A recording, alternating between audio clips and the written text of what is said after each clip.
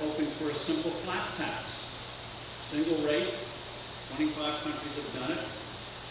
Clean the whole code out, throw it out, start all over again. Single rate, generous exemptions for adults and for children. A family of four, for example, would pay no federal income tax on your first $46,000 of income, only 17% above $46,000, no tax on savings, and no death taxes. I believe you should be allowed to leave the world unmolested by the IRS. Or as our founders would say, no taxation without respiration. And on the business side, as you know now, we have the highest business tax in the developed world. Japan just cut theirs, so we're now the worst. Now, critics will say, well, companies find ways to avoid paying that high rate, but why should you have to go through contortions and hire a lot of brains to do it? So cut the rate from 35 to 17%. Get rid of depreciation schedule. You make a capital investment, write it off in the year in which you make it. If you have a loss, carry it forward against your future profits. Make it simple so you can devote your brains to something more productive. The IRS told us that last year, this country, people in this country spent 6.5 billion hours filling out tax forms, the equivalent of 3 million full-time jobs. The cost, just on the federal income tax side itself, put aside state taxes, $300 billion a year to comply. What a waste of brain power and resources. Simplify the thing. Simple, single rate, you'll collect more revenue. People can focus on real things instead of then also get a huge source of not only corruption in Washington, but also corrupting our own behavior, trying to find ways to wiggle around. People want to be honest, they can. Low rate means easier simplicity of collection.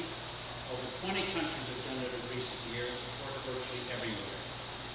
So that's a huge burden, the tax code and the uncertainty about taxes.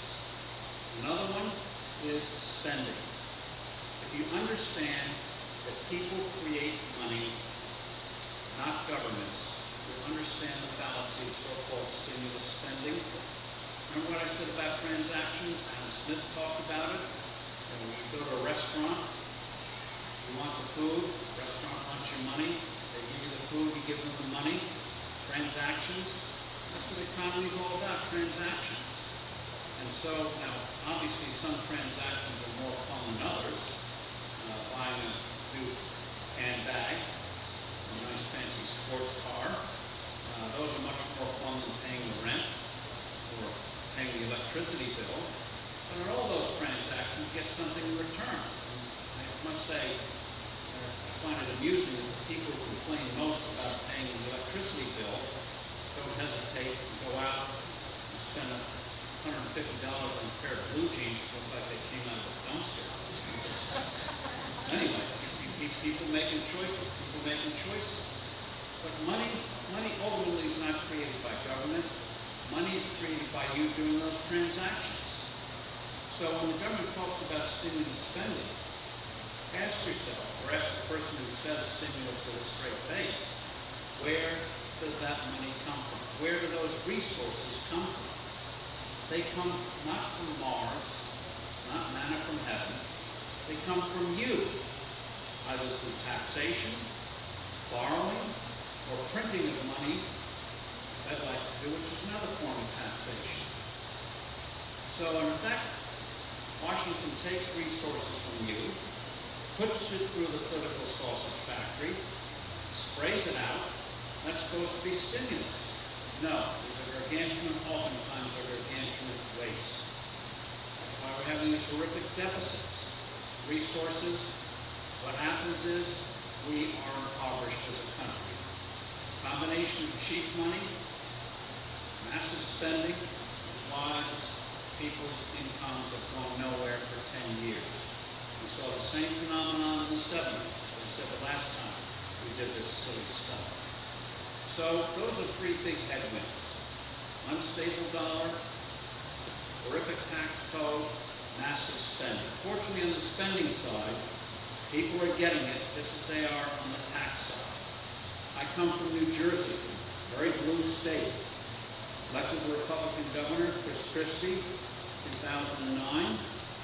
Today, New Jersey's budget, when he took office, was about $34 billion. Today it's about 31 billion. He did this with a Democrat legislature. Democrats overwhelmingly control the legislature, not as bad as this state, but pretty much with a real grip. So how did he get these changes through? How did he get changes through on pensions and health care for public employees? He did it by doing town hall meetings throughout the state. Huge controversy. At the end of the day, people realize you cannot continue to go spending more than you have. New Jersey was on the verge of bankruptcy when he took office. They were about to not be able to make payroll 8 weeks from the time he took the oath of office.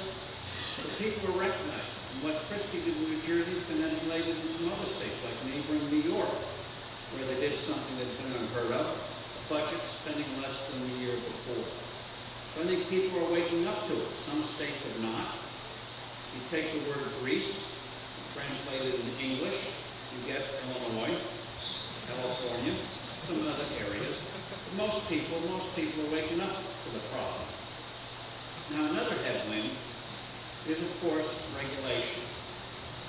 James Madison, who is the father of our Constitution, was right when he said that if we are angels, we would not need government and we would not need laws. But manifestly, we're not angels, especially on weekends.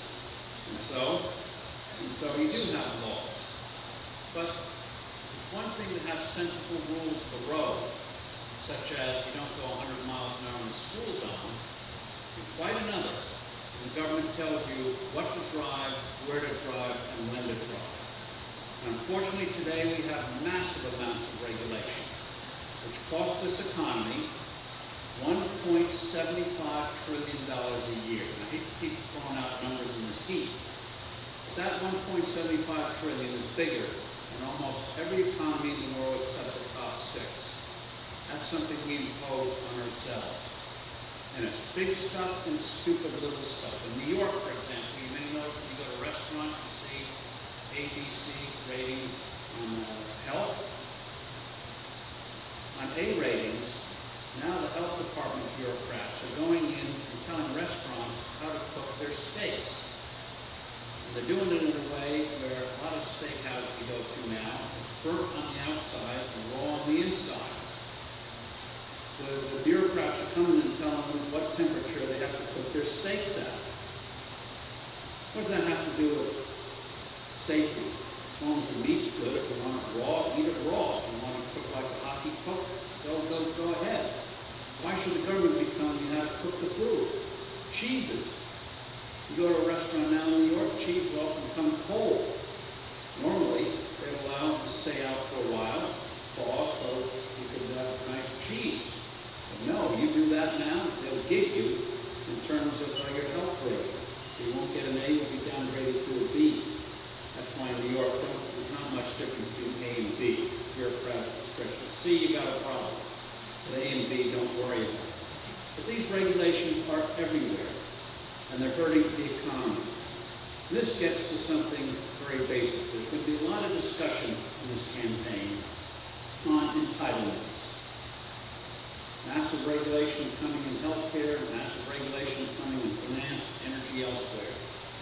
And consider healthcare. Huge. Supreme Court's going to rule in June. We don't know what they're going to do. But whatever they do, it's going to be a big issue in this campaign, going to be a big issue in the next few years. Ask yourselves, why is there a healthcare crisis? And people will say, well, we want more healthcare. People like me, getting older, consuming more healthcare, becomes more expensive. But ask yourself, why is the demand for more healthcare considered a crisis and not an opportunity?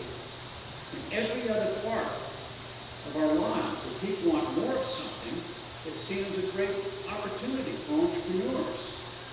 People want more software. A lot of writers are glad to help you out. People want more cars. Detroit and others, manufacturers, glad to help you out. So what's with healthcare? Why is demand seen as a disaster instead of a huge opportunity?